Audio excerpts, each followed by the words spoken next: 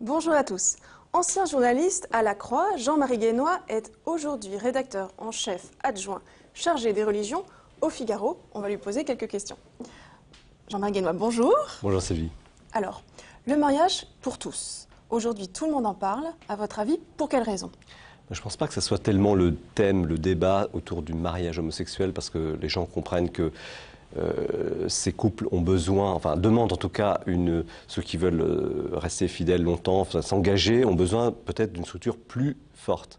Donc on ne met pas tant en cause cette question-là, je crois. Peut-être il faudrait trouver une formule pour mettre mieux en évidence l'engagement de deux personnes qui ne soient pas effectivement le mariage, ça c'est le point de vue de l'Église, mais en tout cas trouver une formule.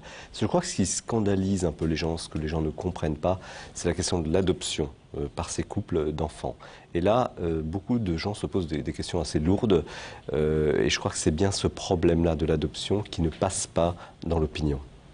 À votre avis, le message de l'Église est-il rétrograde par rapport à sa position opposée au mariage pour tous? Et si oui, pour quelle raison? On le trouve rétrograde, il a l'apparence d'être rétrograde, mais en fait, il est fondé sur une longue histoire humaniste qui prend sa source dans le judaïsme, qui est développée dans le christianisme et qui est au fond non pas une vision religieuse, mais une vision de l'homme. Qu'est-ce que l'homme? Quelle est sa destinée? Qu'est-ce qu'un homme et une femme? Un homme et une femme qui s'aiment, qui s'engagent pour la vie, qui veulent avoir des enfants, qu'est-ce que cela veut dire? Donc tout ça est consacré par le mariage, et c'est cela qu'elle défend. Ce n'est pas le mariage religieux, le mariage d'antan, c'est pas ça la question. La question c'est que l'Église, les religions considèrent que la question de l'engagement dans une société d'un homme et d'une femme pour ensuite, éventuellement donner la vie, c'est très important pour la société, pour la structuration de la société. Et est-ce qu'aujourd'hui c'est audible? Je crois que c'est audible. Simplement, il y a une sorte de nuage d'incompréhension.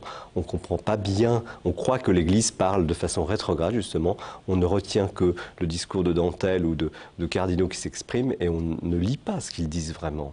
Or, ils disent « ne soyons pas homophobes ». Essayons de comprendre ce que demandent les couples homosexuels et défendons aussi ce que nous trouvons important, c'est-à-dire que pas la différence homme-femme. Et je crois qu'aujourd'hui, on a un travail, enfin l'Église en tout cas, un travail quasiment de langage, de langue, arriver à parler une langue commune sur ces questions de société, et c'est là où elle n'est pas bien comprise. Écoutez, merci beaucoup Jean-Marie Guénois pour cette intervention. Donc vous l'avez compris, il y a encore du travail, des choses à creuser sur ce dossier. On se retrouve sur Facebook et sur Twitter pour prolonger le débat. À très bientôt.